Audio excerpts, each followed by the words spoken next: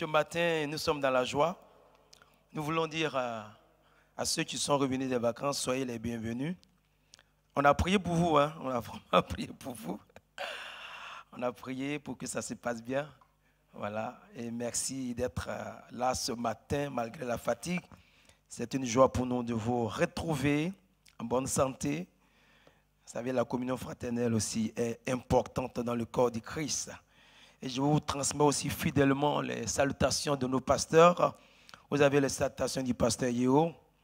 Vous avez aussi les salutations du pasteur Akpa. Alléluia. Et nous ne cessons de prier pour vous. Comme l'a dit notre bien-aimé Kofi tout à l'heure dans la lecture qui précède la Sainte Seine, nous encourager mutuellement, réciproquement, jusqu'à ce que le Seigneur revienne. Alléluia. Merci d'être venu pour participer à ce culte de louange et d'adoration. Toutes les fois que vous sentirez la voix de Dieu dans votre cœur, il faut écouter et il faut obéir. Alléluia. Et tous les dimanches, vous allez sentir, vous allez entendre cette même voix qui vous dira, mon fils, ma fille, va dans ma maison, va dans l'église du Seigneur pour m'adorer. Alléluia. Donc vous êtes au bon endroit et nous voulons vous acclamer ce matin. Pour tous ceux qui sont là, voilà, nous vous acclamons. Nous acclamons aussi le Seigneur pour la présence de chacun de nous. Et nous saluons aussi tous nos bien-aimés qui sont connectés sur notre plateforme. Nous vous saluons aussi dans le nom de Jésus. Merci pour votre présence. Et ça, c'est le temps de la parole.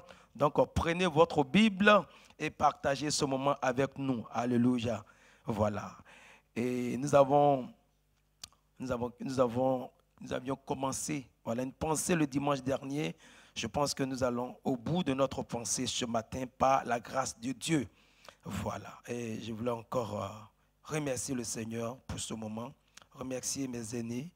Voilà, le pasteur Akbar, pour l'encouragement.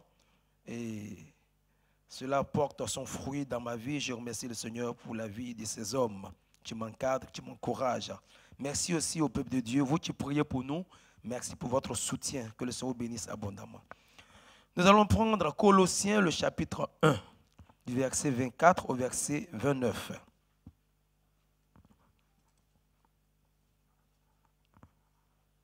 Colossiens, le chapitre 1, du verset 24 au verset 29.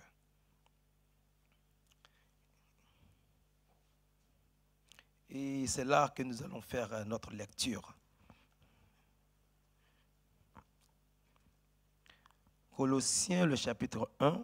Colossiens, c'est juste après Éphésiens et avant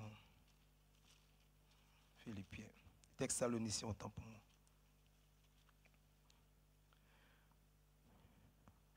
Chapitre 1, le verset 24 jusqu'au verset 29. Si vous avez trouvé, j'ai fait la lecture. Je me réjouis maintenant dans mes souffrances pour vous. Et ce qui manque aux souffrances de Christ, je l'achève dans ma chair. Pour son corps qui est l'Église. C'est d'elle que j'ai été fait ministre selon la chair, selon la charge que Dieu m'a donnée auprès de vous, afin que j'annonce pleinement la parole de Dieu. Le mystère caché de tout temps, le mystère caché de tout temps et de tous les âges, m'est révélé maintenant à ses saints. Verset 27. Dieu a voulu leur faire connaître la glorieuse richesse de ce mystère parmi les païens, savoir Christ en nous, l'espérance de la gloire. C'est lui que nous annonçons, exhortant tout homme et instruisant tout homme en toute sagesse, afin de présenter à Dieu tout homme devenu parfait en Christ. Verset 29. C'est dans quoi je travaille en combattant avec sa force qui agit puissamment en moi. Je vais prier. Seigneur, nous voulons te dire merci pour ce culte de louange et d'adoration. Nous serons toujours là, Seigneur Dieu, pour t'adorer. Tous les jours de notre vie, nous viendrons, Seigneur, dans ta maison pour t'offrir notre culte de louange et d'adoration, pour t'offrir nos sacrifices de reconnaissance, de gratitude, Seigneur Dieu, parce que tu as fait de nous tes enfants. Et le meilleur de nous-mêmes que nous pouvons t'offrir, c'est notre adoration. Merci pour tout ce que, Seigneur, nous t'avons apporté ce matin. Merci de les avoir agréés. L'heure est venue d'écouter ta parole. Ta parole, elle est vie et esprit. Seigneur, parle-nous ce matin. Tu connais les besoins de chacun. Seigneur, tu vois dans les cœurs, tu vois les vies, tu vois, Seigneur Dieu, les attentes de mon frère, de ma soeur. Tu vois aussi dans les maisons, dans les foyers, dans la vie des jeunes. Seigneur, chacun de nous veut recevoir ce matin une réponse, une révélation, notre Dieu. Et toutes ces choses se trouvent dans ta parole. Voilà pourquoi, Seigneur, je me remets en tes mains et je te prie de m'utiliser dans tes mains, Seigneur Dieu, comme un instrument, simplement comme un instrument au travers duquel tu transmets fidèlement ta parole. Père, glorifie-toi au nom de Jésus. Amen. Voilà, que le Seigneur vous bénisse. Le thème de notre message ce matin, c'est « Christ nous donne le repos ». Nous avons déjà vu l'introduction le dimanche passé. Voilà, nous allons aller dans le développement et la conclusion. Donc le thème, c'est « Christ nous donne le repos ».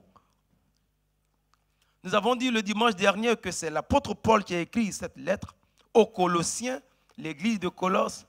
Il a écrit cette lettre pour les mettre en garde contre tout ce qui pouvait les détourner de la bonne voie de Dieu, qui pouvait détourner leur foi.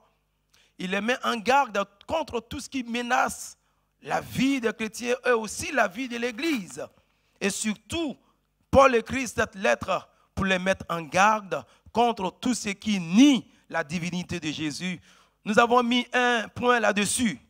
Et nous avons dit que Jésus est Dieu. Et vous verrez que le monde reconnaît que Jésus a existé. Mais le monde ne reconnaît pas que Jésus est Dieu. Le monde ne reconnaît pas que Jésus est mort. Mais nous reconnaissons ce matin et nous confessons que Jésus est Dieu. Veuillez nous excuser. Le micro nous a lâché. Merci. Donc Paul écrit aux Colossiens pour les mettre en garde contre toutes ces choses qui peuvent détourner la foi de ces chrétiens du Seigneur. Et nous aussi, nous devons prendre garde. En ces temps de la fin, nous devons prendre garde contre tout ce que l'ennemi utilise pour nous détourner de la foi, pour nous éloigner du Seigneur. L'ennemi travaille subtilement, l'ennemi travaille dans le secret, l'ennemi travaille dans le noir, afin de nous éloigner du Seigneur et nous rendre lourds. Voilà, l'ennemi travaille, son seul but, c'est de nous amener à nous éloigner du Seigneur. Et il utilise tous les moyens. Mais ce matin, à travers ce message de Paul, nous aussi, bien-aimés, nous devons prendre garde afin de demeurer en Christ. Alléluia. Parce que nous devons arriver jusqu'au bout. Nous devons persévérer jusqu'à la fin afin d'être couronnés. Celui qui n'arrive pas au bout, il ne sera pas couronné. Si tu as travaillé, si tu as tout fait pour le Seigneur et qu'à la dernière minute, tu relâches, tu abandonnes la foi, tu seras un perdant. Nous devons patauger dans la foi. Nous devons persévérer dans la foi. Nous devons continuer jusqu'à ce que nous arrivons au bout et tu verras Jésus. Tu seras à ses pieds, tu lèveras les yeux et tu le verras. Elle te dira, bon et fidèle serviteur, bon et fidèle servante, lève-toi et rentre dans la joie de mon maître. Que ce message soit entendu de nous tous, alléluia. C'est le but de la vie chrétienne. Nous ne sommes pas chrétiens pour être riches sur la terre. Nous ne sommes pas chrétiens pour être des religieux, pour aller à l'église. Nous avons beaucoup de choses à faire, mais nous sommes chrétiens pour être sauvés. Et c'est pour ce but que Paul met l'Église en garde. Il met les chrétiens de Colosse en garde. Un élément très important. Pendant que Paul écrivait cette lettre aux Colossiens, lui-même, il était en prison à Rome.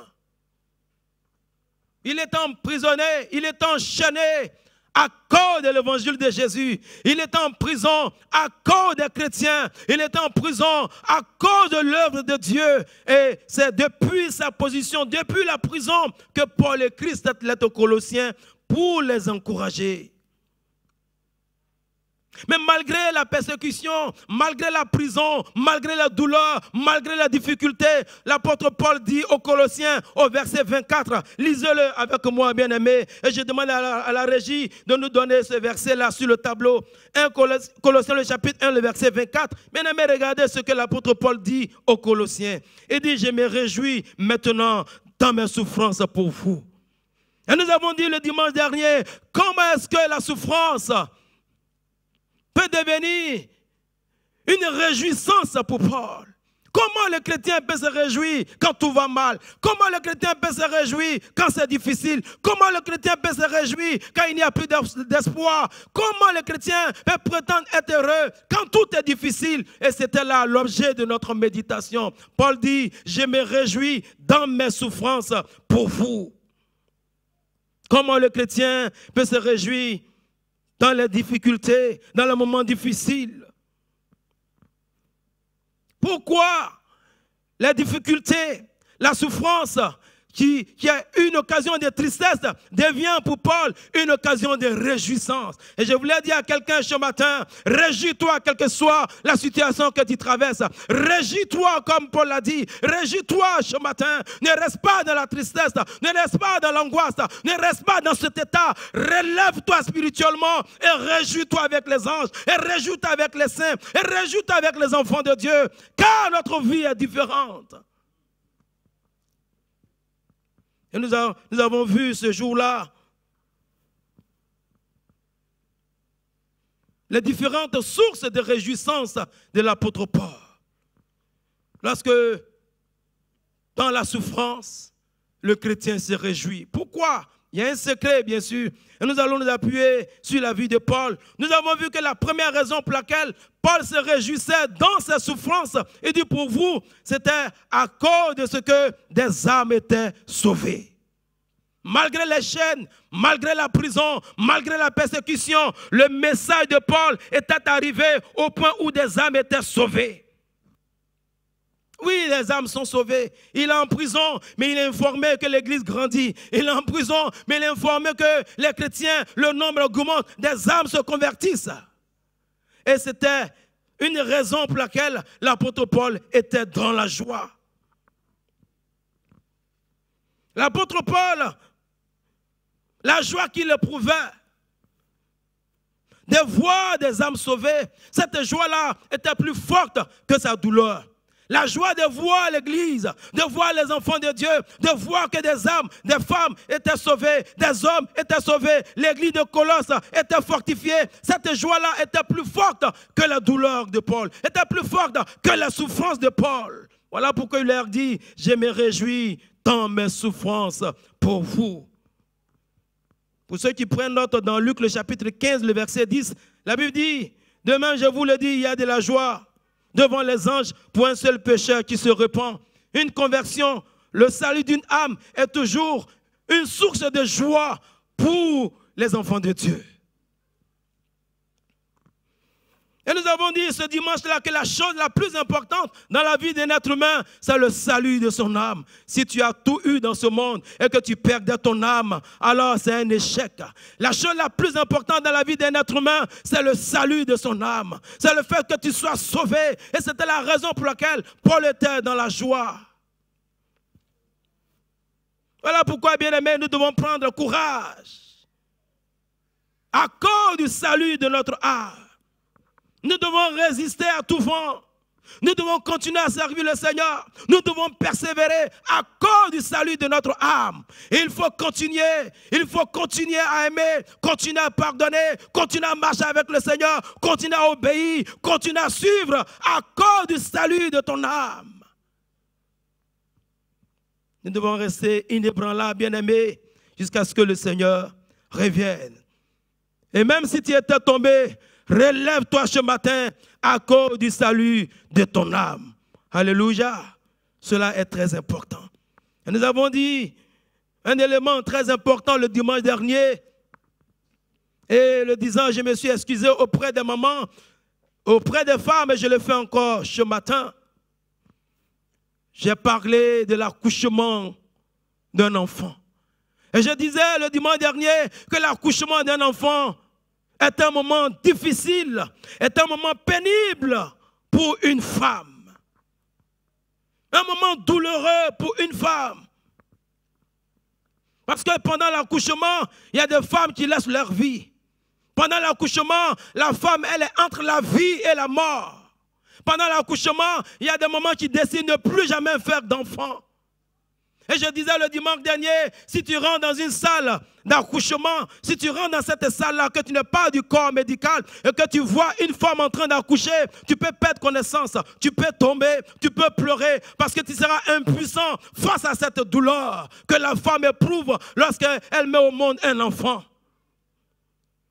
Mais la réflexion que nous avons poursuivie, nous avons vu que malgré cette douleur atroce, malgré cette douleur, les femmes désirent toujours se marier et accoucher. Les femmes veulent toujours accoucher. Pourquoi est-ce que la douleur est là et la femme veut accoucher? Parce que la douleur de l'enfantement est là, c'est vrai, mais la joie que la femme éprouve de donner vie à un être humain, elle est plus grande que la douleur de l'enfantement. La joie de voir un enfant, de donner vie à un bébé, de donner vie à son enfant, cette joie-là est plus grande que la douleur de l'enfantement. Dès que l'enfant est né, la femme oublie sa douleur. Elle prend l'enfant, elle le met sur sa poitrine et elle l'embrasse. Alléluia. Et je disais le dimanche dernier, si tu assistes à l'accouchement, si tu sors de l'accouchement de cette salle-là, tu vas respecter ta femme, tu vas aimer la femme, tu sauras que la femme est importante, tu sauras que la femme est forte. Je me demande bien si un homme peut supporter la douleur de l'enfantement. Cette question-là, personne ne peut répondre à ça ici. Alléluia. La douleur de l'enfantement est vraie, elle est réelle. Mais la joie qu'une femme éprouve de donner vie, c'est pour l'éternité. Elle est mère pour l'éternité. Jusque dans le ciel, elle a toujours cette joie. Voilà pourquoi les mamans appellent tous les enfants, mon enfant, tu as 40 ans, hé mon fils, hé mon bébé. Oui, parce que qu'elle te voit, elle se rappelle toujours de cette joie indescriptible qui n'a allumé lorsque tu es né. Est-ce que nous pouvons encore acclamer les mamans ce matin? Alléluia. La joie de donner la vie est plus forte que la douleur de l'enfantement. Et peut-être que ce matin, tu éprouves une douleur terrible. Peut-être que tu traverses des moments difficiles et que tu ne sais même pas où mettre de la tête.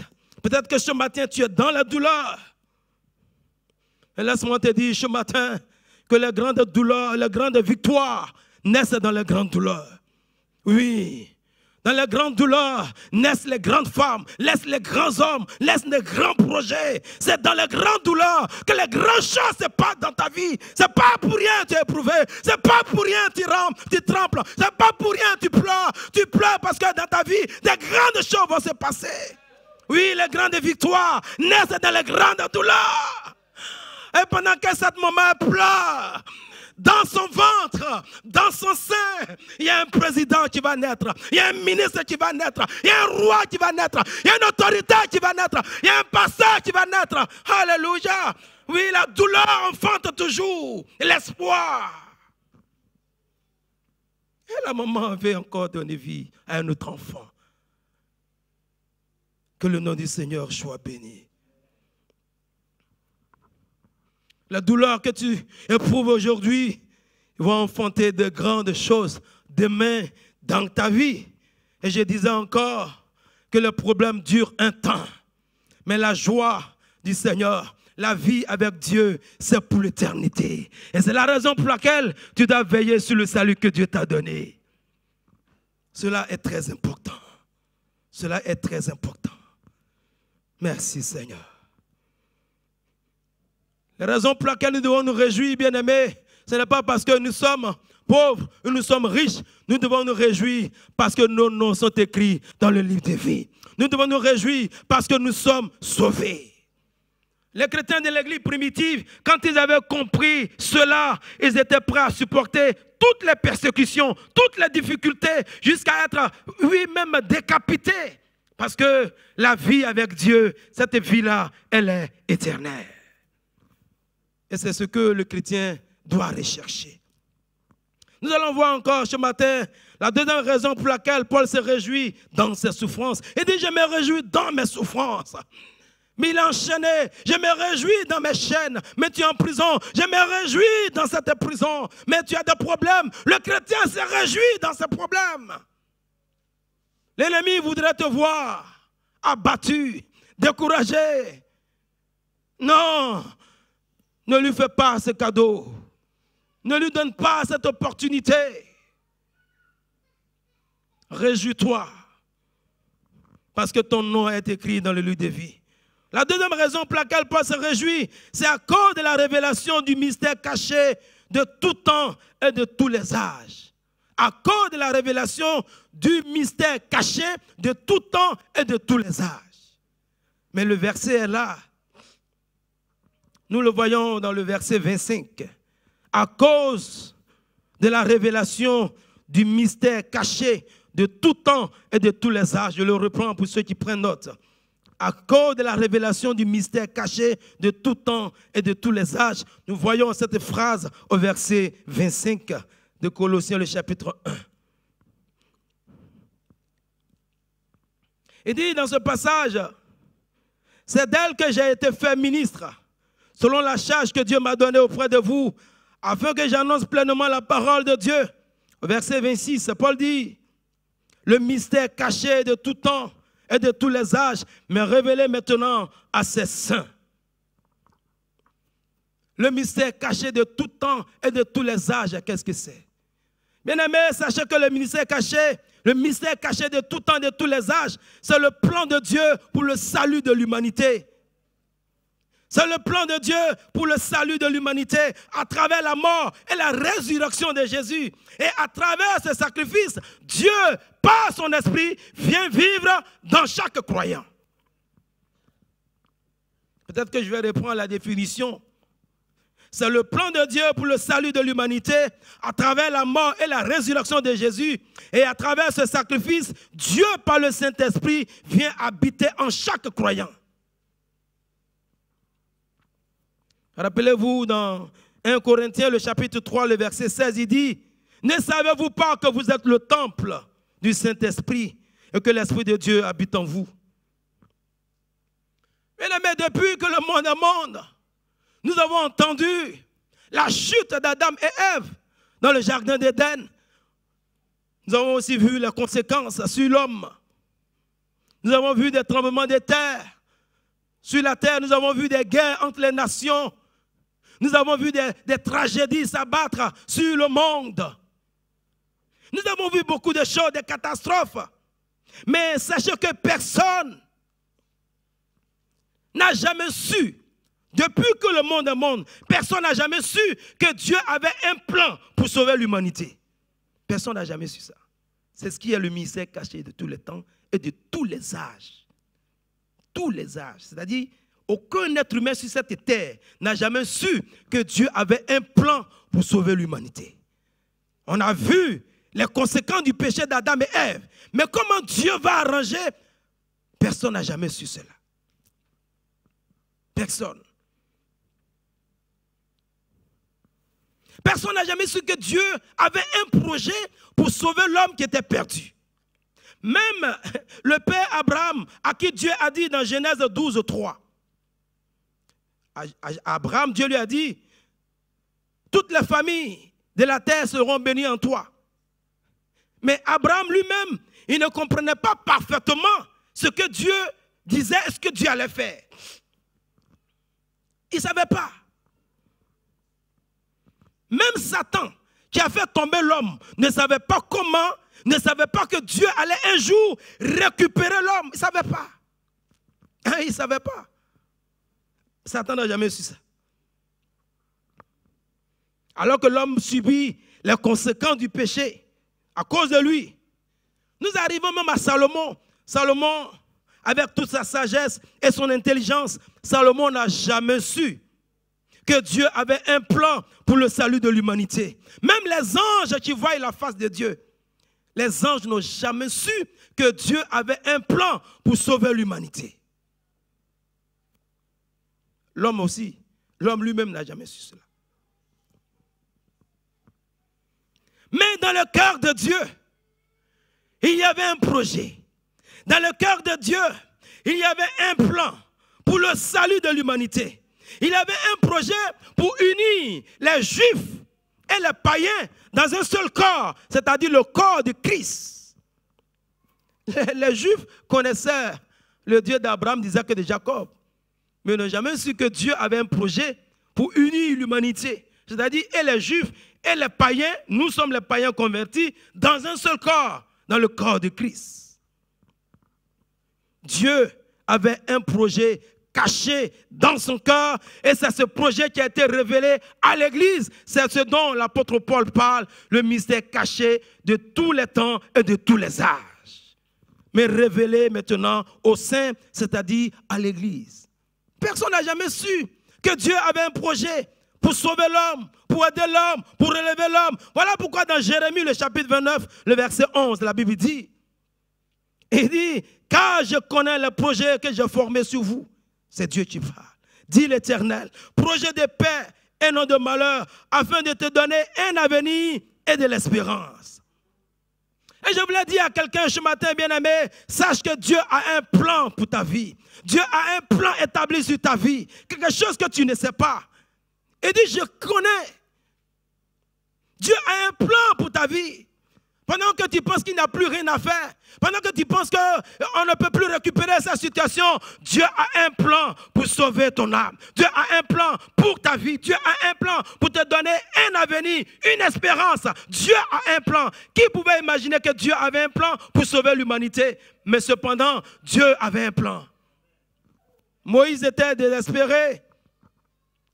Et Moïse est parti dans le désert. Dans ce désert, il a passé 40 ans. Pendant les 40 ans, Moïse n'a jamais su que Dieu avait un plan pour lui. 40 ans, il était vide.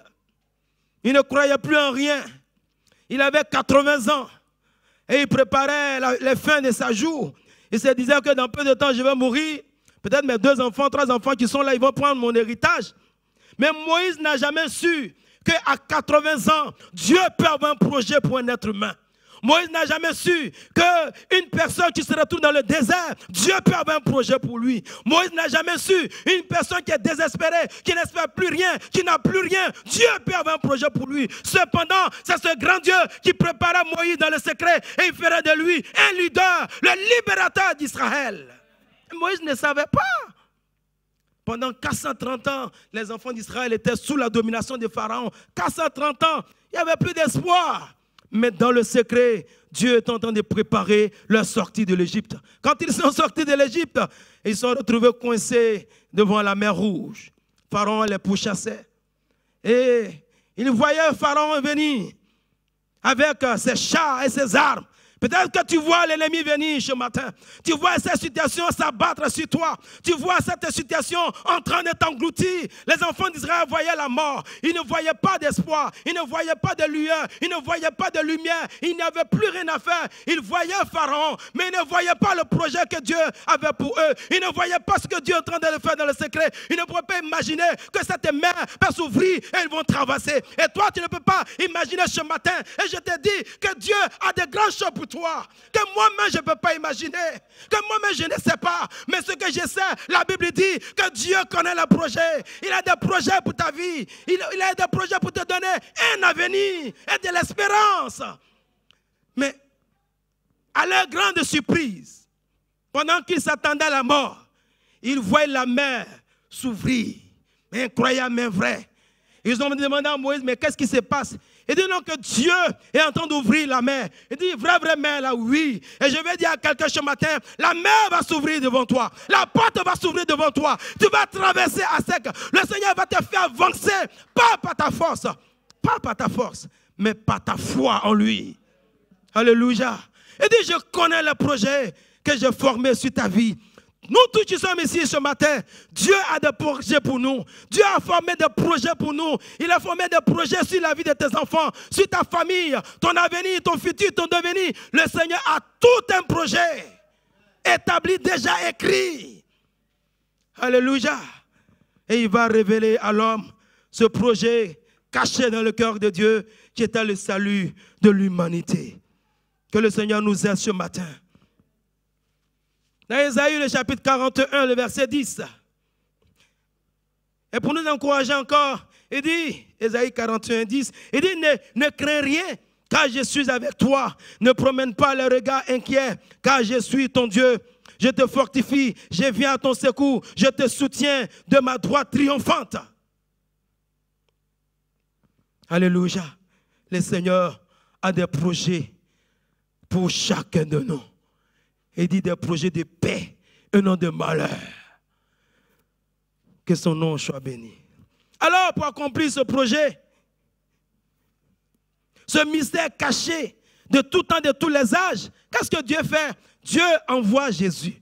Jésus vient pour accomplir ce projet. Afin que par sa mort et par sa résurrection, nous soyons sauvés, le projet soit accompli.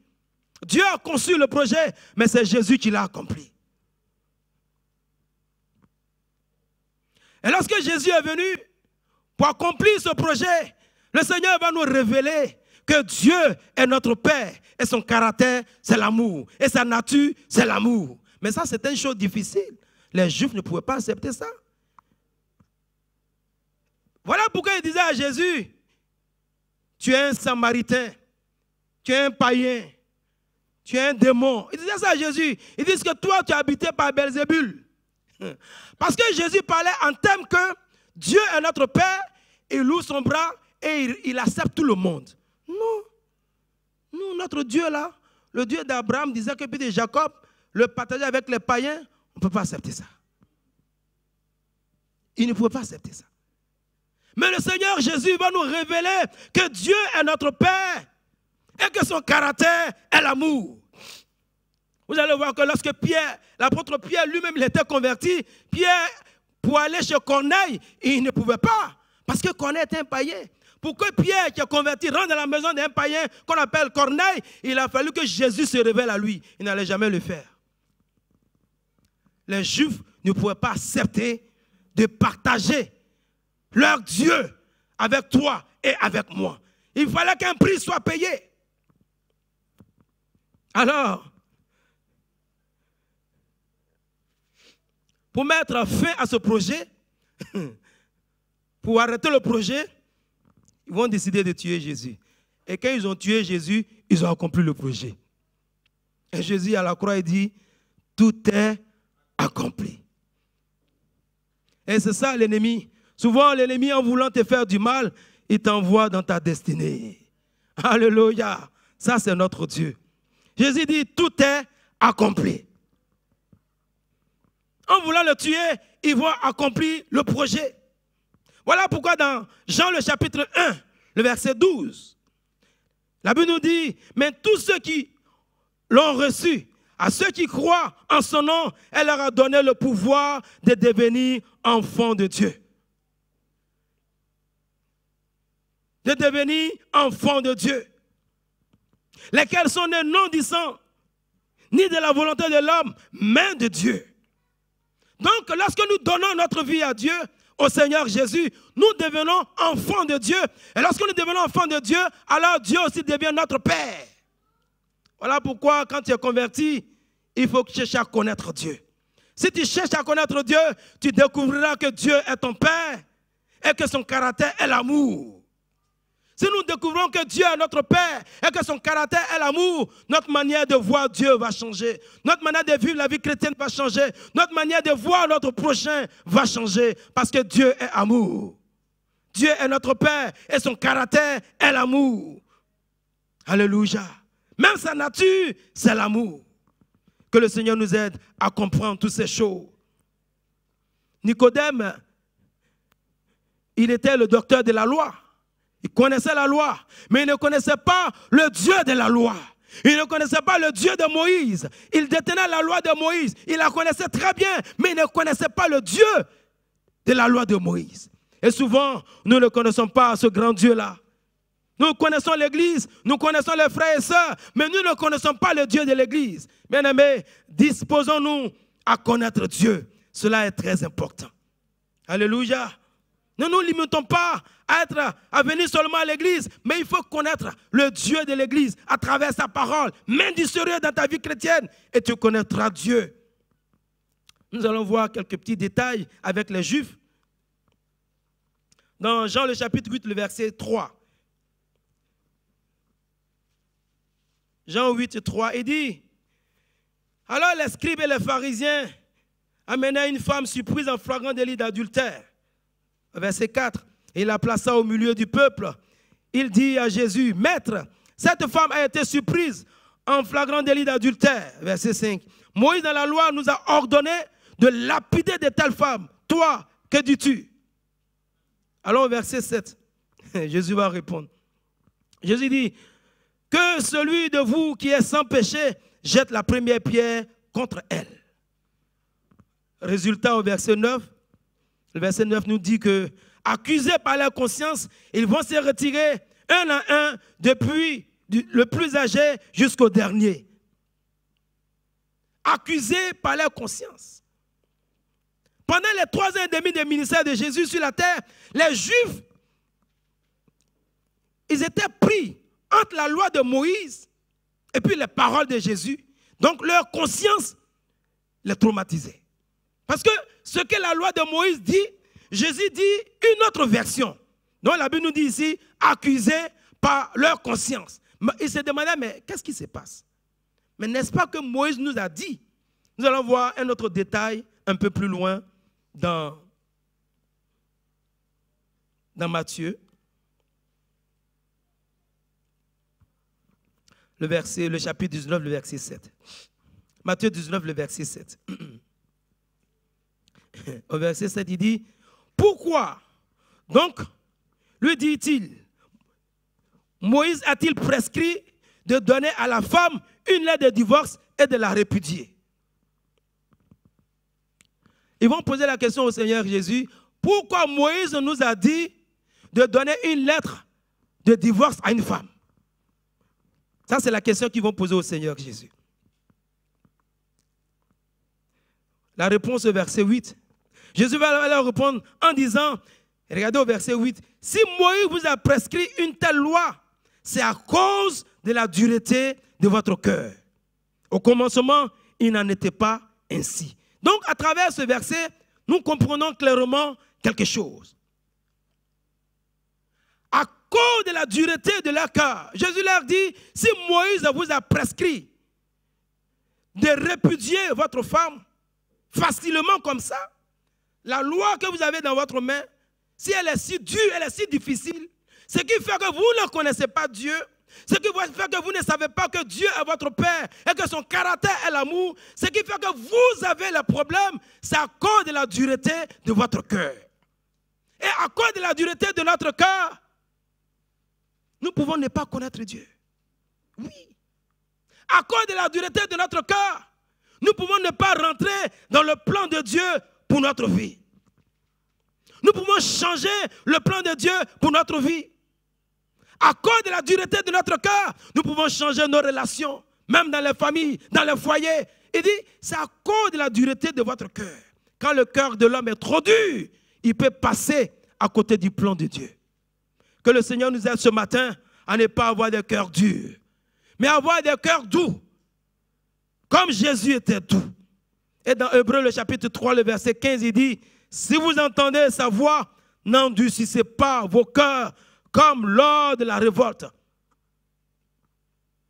Et dans ce passage, nous voyons que les enfants d'Israël se sont révoltés dans le livre de Nombre et puis de Deutéronome. Ils sont révoltés, ils ont endurci leur cœur, ils se sont révoltés contre Moïse. Et à cause de ce qu'ils ont endurci leur cœur, ils sont restés dans le désert. Que le Seigneur nous aide ce matin. Alléluia. Nous allons au 3e point avant de finir. Ici, nous allons voir un peu l'une des raisons pour lesquelles Paul se réjouit dans ses souffrances. Et je veux le rappeler ce matin, il y a de l'espoir pour celui qui est souffrant. Il y a de l'espoir pour celui qui a des problèmes, car le chrétien peut se réjouir dans ses souffrances. Et cette raison, c'est à cause de la présence du Seigneur dans sa vie. Vous savez, le Seigneur en nous. Voilà pourquoi il dit, Christ en nous, l'espérance de la gloire. Désormais, le Seigneur habite en nous. Christ habite en nous par le Saint-Esprit. Dieu n'est pas resté au ciel. Dieu habite dans chaque croyant par le Saint-Esprit. Voilà pourquoi il dit, Christ en nous, l'espérance de la gloire. Le Seigneur habite en nous. Et sa présence en nous réjouit notre cœur. Sa présence en nous nous donne la joie continuellement. Le Seigneur n'habite pas en nous de temps en temps. Le Seigneur n'habite pas en nous quelquefois. Non, le Seigneur habite d'une manière permanente en nous. Sa présence est là. Et cette présence en nous nous procure de la joie. Voilà pourquoi dans Galates, le chapitre 2, le verset 20, Paul dit, « J'ai été crucifié avec Christ. Et si je vis, ce n'est plus moi qui vis, c'est Christ qui vit en moi. Je vis maintenant dans la chair, je vis dans la foi au Fils de Dieu qui m'a aimé et qui s'est livré lui-même pour moi. » C'est par le Christ qui vit en Paul, par le Saint-Esprit. C'est par ce Christ-là, par le Saint-Esprit qui est en lui, que Paul se réjouit dans ses souffrances. Mais la souffrance du chrétien vient de... La joie du chrétien vient de Dieu. C'est-à-dire, Dieu a mis son esprit en toi et le Saint-Esprit qui est en toi te donne la joie. C'est le Saint-Esprit qui nous communique la joie. C'est l'Esprit de Dieu en nous qui nous donne la joie. Ce n'est pas le matériel.